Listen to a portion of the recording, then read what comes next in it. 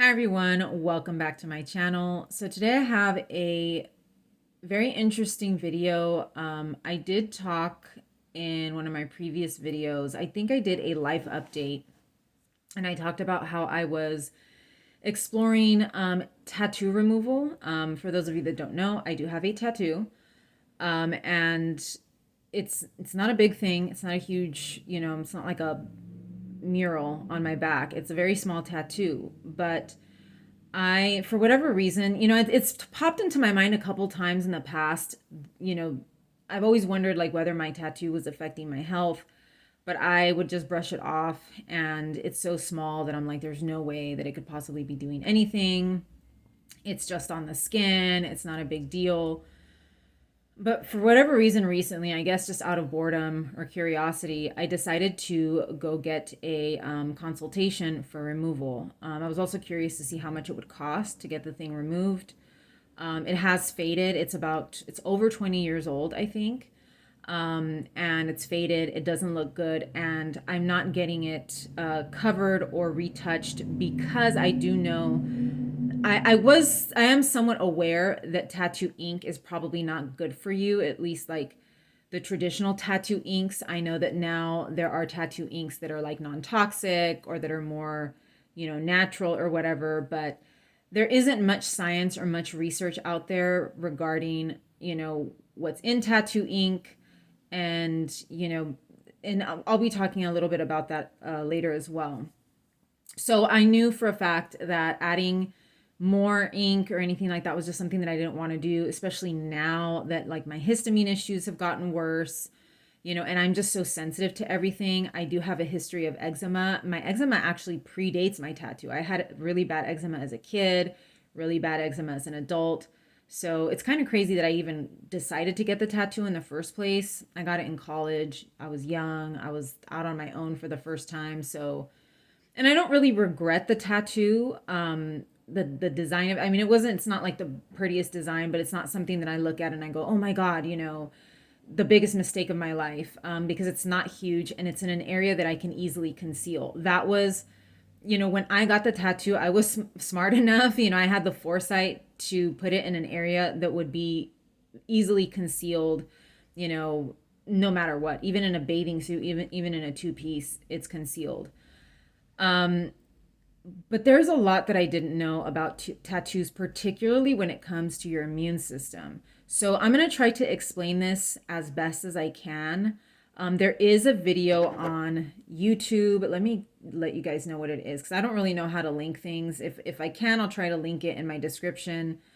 But there's a video called Your Tattoo is Inside Your Immune System, Literally. I found this by searching tattoo immune system on YouTube. I believe it's the first video that comes up when you look up tattoo and immune system on YouTube. It's an excellent animation of how tattoos and your immune system interact. I'm going to try to explain that here the best that I can. I am not a science person, but I will explain it here and then just kind of, I guess, give my own theories as to what could possibly happen to those of us that are sick. So, basically, your body sees the ink that you get from a tattoo as a foreign invader and activates the immune system to find and destroy the unfamiliar material, the tattoo ink, and whatever the tattoo ink contains. Macrophages envelop the ink and try to break it down to a small enough size to dispose through the lymphatic system. However, tattoo ink is too large and it cannot be broken down. So once it's taken in by a macrophage, the ink molecules are stuck there and it is this trapped ink that we see as body art. So basically the macrophages kind of like hold it in place. That's sort of like the description that I read. The macrophages kind of just hold it because they can't get rid of it. They just kind of hold it in place. And so when you look at a tattoo, that's why it's there. That's why it doesn't go away because it's just being held in place by these macrophages. Now, macrophages do die, but they're immediately replaced with new ones to trap the ink, to continue to hold that ink in place. Over time, some of the smaller droplets of ink do get removed by macrophages, and this is what we see as fading. Now, I'm, like most people out there probably, when I, started to see my tattoo fade, I was like, oh, that's from the sun, right? Because we always think that fading is from the sun, right? If you're a swimmer, and maybe you have hair that's like my color, or actually, I think any kind of hair color fades the more you swim, right? Because of the chlorine, because of the sun exposure. If you're a beach person and you're always out in the sun, your hair will fade, that kind of thing. So, clothes, there's certain clothes, if you leave it outside in the sun, the color will fade. So that was just my logical conclusion was my tattoo is fading because of the sun. The funny part, though, as I just described earlier in this video, is that my tattoo is in an area that is always covered up and that I can cover up easily, even in the summer. So, I never really even thought about, I didn't consider that. And I was like, well, it's just fading because, the sun and your skin, your skin cells, are constantly shedding. But tattoos are injected far deeper than where those cells shed. That's why the tattoo stays. If the tattoo was just put on the surface of the skin, it would go away because of the shedding of your skin. The cell turnover. And so, it's crazy that they don't explain this to you. This was explained to me once I went and got this consultation. So this presents the question of, so what about immunocompromised people or people that have immune system issues? There's not enough research on this. That's what I'm going to say. That's the answer. There's no research on this. There's really not a lot of research on tattoos in anything. There's not a lot of research on tattoos and their link to cancer. There's not a lot of research on tattoos and their link to autoimmune illness. But some people have had bad reactions after getting a tattoo. So some people that are immunocompromised, they may have, muscle aches and pains. There's actually something called the tattoo flu, and I didn't even know about this. And this happens in just regular people, not just immunocompromised people, where you sort of start having flu-like symptoms after a tattoo. The fatigue, tiredness, aches and pains. That was news to me. But if you think about this whole dynamic that's going on, it would make sense. Because your body mounts an immune response, and I'll talk about that also in a second. So if your body is already struggling to fight off an infection, say you have Lyme disease, or say you have, long COVID or something like that, adding a tattoo, in theory, because like I said, there's no research on this, in theory, adding a tattoo to the equation can just cause more immune system overload, right? Because your body mounts an immune response when you get a tattoo. There's just not enough research on this, and there should be more research. And the other part is that tattoos are regulated by the FDA like cosmetics. The actual tattooing process and the pigments themselves are not regulated by the FDA. So that's kind of sketchy, because this is something, your skin is an organ. This is something that is going into your organ, and it's not regulated by the FDA. It's only regulated as cosmetics. And we know that makeup has a lot of toxic chemicals in it. There's actually I think there's a website called, I think it's called Skin Deep. I'm not sure. And you can go there and Google search the different chemicals that are in your makeup to see how toxic they are. But again, the tattoo process and pigments themselves are not regulated by the FDA. And we do know that tattoo ink contains metals. If you haven't seen my video on my MRI that I had, the big scare that I had with an MRI, you might want to go take a look at that one, because I talk about all of the metals that they can contain. They can contain mercury, iron oxide. Like everything, like all of the heavy metals that are out there, tattoos can contain them. And certain color inks, for example, I think red is more prone to contain mercury. I have red in my tattoo. Most of my tattoo is red. So that is a bit concerning, at least to me. And there are people that, there's a lot of controversy over heavy metal toxicity, especially in those of us who are chronically ill, the your fillings and things like that. And the jury is also out on that because there's not a lot of research about it. But given the fact that tattoos do activate your immune system and there is an actual immune process constantly ongoing if you have a tattoo, it really made me think a lot about what effect this tattoo could be having on my immune system, especially because my immune system is just not great. There is other research linking tattoos to a strengthened immune system. So there is research showing that when you get a tattoo, like I mentioned earlier, your body mounts an immune response to it. It basically wants to fight off infection if any infection comes in through the needle, but it's also trying to fight off that tattoo. That's where that fading happens, because over time, your body is fighting it and fighting it and fighting it, and it eventually does get some of those smaller pieces and, gets rid of them. And that's where you see that fading.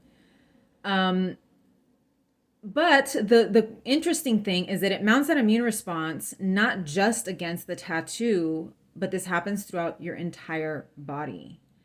So when you get a tattoo, your entire body is affected by that mounted immune response. So it can make your immune system a little bit stronger for the time being. Now, what I'm about to say is just my own conjecture, my own, thought process. I think this poses a really interesting question for those of us that have immune system issues, immune dysfunction, autoimmunity, immune deficiency. If you get a tattoo post illness, I think that's more of a no-brainer in the sense that it's going to affect you in some way. But if you had that tattoo before your illness and then you got sick, I'm wondering, because of that constant immune response to the tattoo, I wonder how that plays a role. But there is research showing that getting a tattoo boosts your immune system up. So your immune system is activated when you get that tattoo. And this also affects numerous body systems, your immune system, your lymphatic system, and your endocrine system. So that they do know from the little bit of research that they've done. So there is undoubtedly a connection between tattoos and your immune system. There's an ongoing immune system response. And when you get a tattoo, your immune system really mounts up, it ramps up. And that's probably where that tattoo flu comes from. A lot of this really made me think. I had no idea. I have never had a single doctor tell me any of this. I have not, I had never researched it. The thought crossed my mind that my tattoo, maybe because of the toxic, ink or whatever, could be causing an issue in my body. But I thought to myself, what are the odds that it could cause such widespread systemic symptoms? And I do know for a fact that I acquired an illness. But regardless of all the treatments that I've tried, it has not improved. I think a lot about, breast implant illness and those types of illnesses where somebody was becoming sick from something that was in their body. And once they had it removed, they felt better. And I'm curious as to whether tattoos would work the same. Now, there is controversy over this, and there's another video that I saw. It was like a webinar, and I don't know if I still have it on here. It was a long webinar where they asked, they were actually talking about the link between cancer and tattoos and autoimmune illness and tattoos. There's no research on it. There's no way to really make that link. What they do know is that, the guy in this video said that when you get a tattoo removed, the danger here is that, the inks in the tattoo have a certain chemical construction, right? When they put the ink, it's a certain chemical construction, and it's, a certain chemical structure. When it gets lasered and when it gets broken down, that structure changes. And it can break down into a more toxic chemical structure. So, he basically was kind of saying, like, getting the tattoo removed may not be the best idea because it may create these other compounds that are even more toxic than the original ink compound that was placed to begin with. That still doesn't answer the question as to whether removing the tattoo would alleviate that constant immune response, that constant attack by the macrophages on that tattoo, and whether that could lighten the load for a person that already has an overburdened immune system. That's the question that I'm asking. And there's just no research on it. The video that I'm referring to is called, I just had it right now. Oh no. It is called Tattoo Inks, Cancer and Other Chronic Diseases, Gaps in Research. So if you want to find that video, you can just search Tattoo Inks, Cancer and Other Chronic Diseases into YouTube. It's a long one. It's about an hour-long webinar, and the guy had, excellent information, but again, there's no research. They did talk about the metals in the tattoos and, all of that, but again, they can't say definitively because, heavy metal toxicity, all that stuff is just so controversial that you really, there's really nothing, there's no concrete data on any of that. And of course, the FDA isn't regulating this stuff as well as it should. One thing I did mention in my MRI video about someone that I saw in the comments of one of these videos that said that he got an MRI and he ended up with burns because he wasn't aware that his tattoos contained metal, and he had full sleeves and he ended up with burns on his arm. That's one risk if you're getting an MRI and you have tattoos. But another thing that I saw, and I actually saw this through Reddit because I've been trying to communicate with other people, trying to find other people that have chronic conditions and that have gone through the tattoo removal process. Right now I'm dealing with a lot of histamine issues and then all of my other, stuff that I've been dealing with since forever. But the histamine issues are particularly concerning because histamine can be set off by anything. For me, right now, it's primarily food, but your histamine issues can be set off by, a variety of things, even a lot of environmental stuff.